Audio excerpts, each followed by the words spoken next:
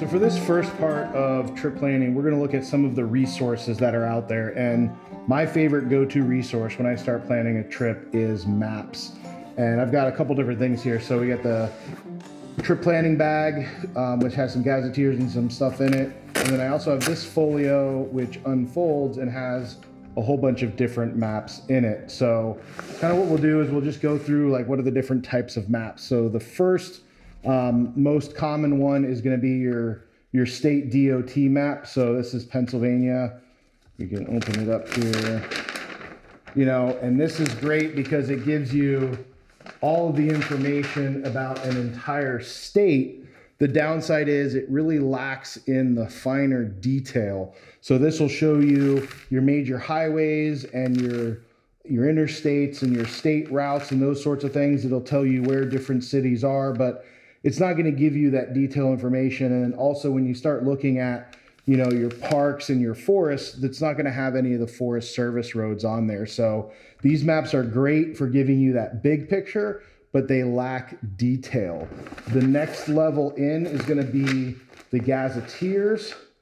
And these are great because they give you a lot finer detail.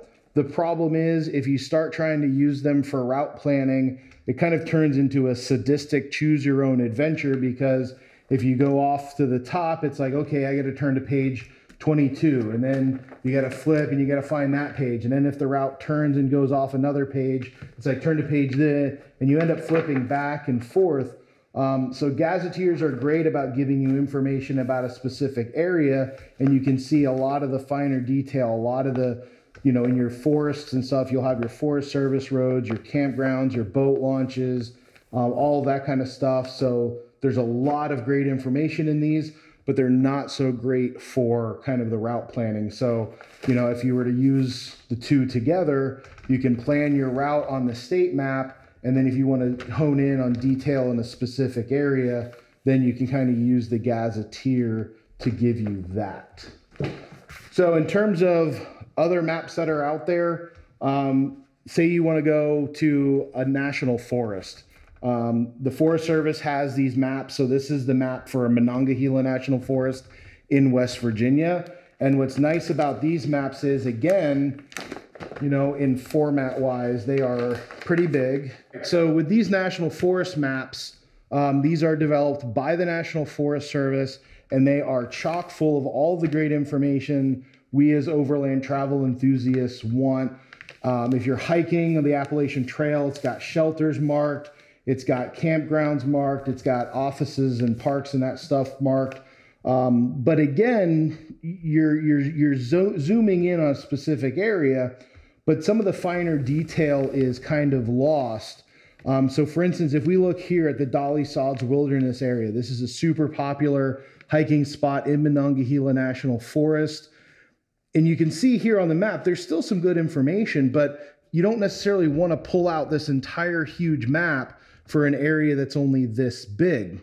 And that's where something like the Purple Lizard maps come into play. So this is the Purple Lizard maps for Dolly Sods and Seneca, which is roughly, you know, this area here and then this area down here. And what's nice about the Purple Lizard maps is, so now we're zooming in and here's the Dolly Sods, and you can see how much bigger it is on the Purple Lizard map. And it gives you all more detail in the top topography, gives you more detail with the hiking trails and stuff like that. And let's compare side by side, okay? Here's the level of detail of Dolly Sods in the Purple Lizard map, and then here's the level of detail on the National Forest Service map for Monongahela. So as you can see, it does give you a lot more information. But again, if you're planning a trip or a long weekend and you're going to be driving around into different areas within Monongahela National Forest, the Forest Service map gives you all that great information. But if you're like, hey, I'm going to stop and go for a hike in Dolly Sods, that's when you would want to grab something like the Purple Lizard map. And on the flip side of the Dolly Sods map, they have an area down here where it covers Seneca Rocks, which is a very popular rock climbing area. It also has Spruce Knob on here. So again, you can look in and then you can even see when you get into something down like this area, all the different camping spots along the road are marked.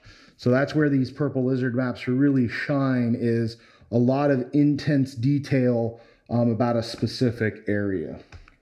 Now, one of the questions that I get asked a lot when it comes to trip planning is, are there pre-planned trips out there for somebody who's new to the overland travel lifestyle? And that's where something like the Backcountry Discovery Routes come into play. These are pre-planned routes set up by the dual sport motorcycle community, but they are fully capable. You know, they're public roads, they're 2-track, so people can take 4-wheel drives on them.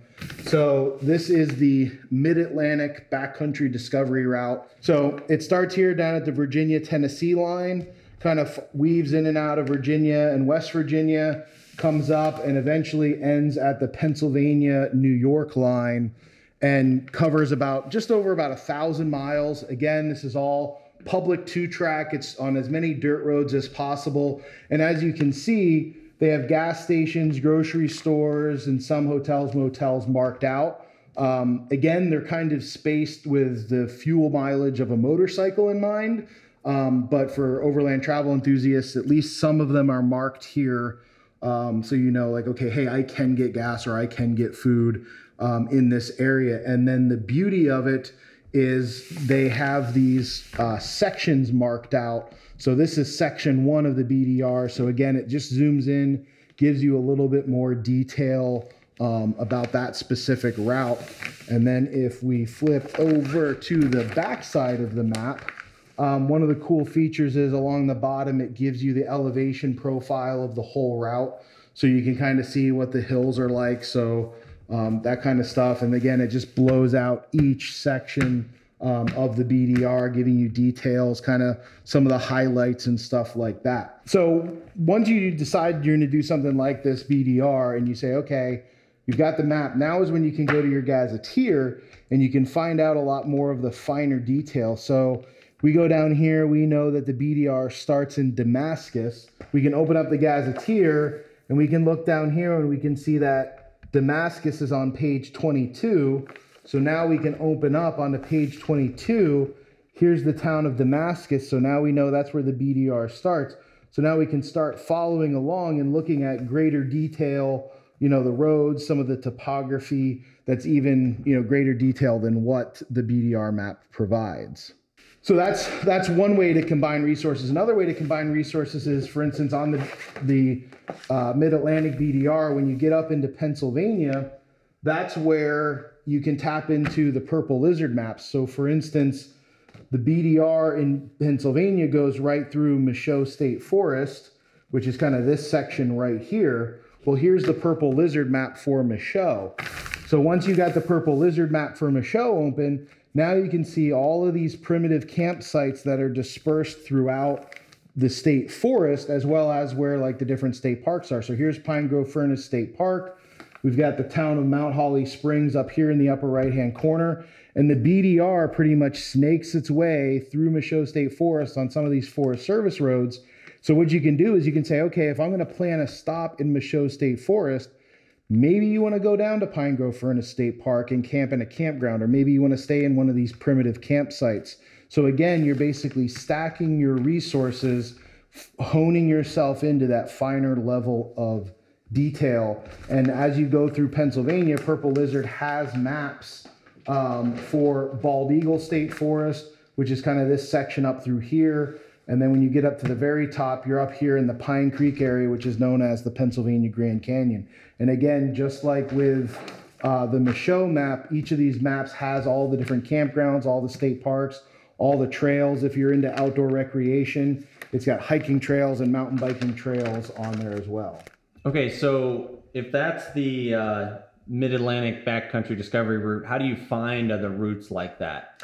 So the Backcountry Discovery Route is a series of routes. The website is called RideBeDR.com. Again, they're set up by the dual sport motorcycle community, but those people in 4-wheel drives can do them because they're predominantly on 4-wheel drive roads and Forest Service roads and that sort of thing.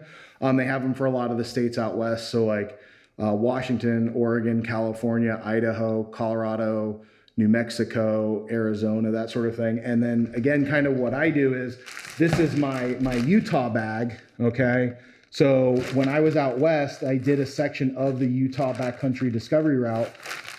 So this is the Utah BDR map, and I've kind of got it folded out to Moab because that's a popular destination to go. And again, in terms of stacking resources, the BDR gives me the whole route, and then I have the Gazetteer for Utah, which gives me a level of detail. And then also specifically for Moab, they have these maps which are on all the different trails. So one of the popular trails to do in Moab is called Top of the World, right here. So here's the Top of the World trail, all right here. Very popular trail for people to do, gives you a great scenic overlook. And when you look at the Backcountry Discovery Route, when it starts getting down here near Moab, it crosses at a point called Dewey Bridge, which is where section 2 ends and section 3 begins. Dewey Bridge is right here on the Moab trail map. So again, just like with the Purple Lizard maps on the East Coast, maps like this on the West Coast give you that level of detail, all the different trail information. And then on the back, there's actually a lot of information about the different trails. So we can go down here into the bottom corner, and here's all the information on Top of the World trail. Tells you the difficulty, tells you the rating, elevation change, mileage.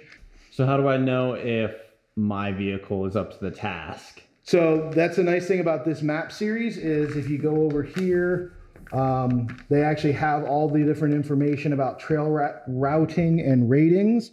So you can actually see here are the 4-wheel drive ratings. Tells you what the different numbers mean, what the capabilities are for the vehicle. Also tells you obstacle difficulty, kind of using that green, blue, black, easy, medium, hard, double black diamond rating. And this map series is latitude 40. So they do a lot of the maps and stuff out west for adventure travel.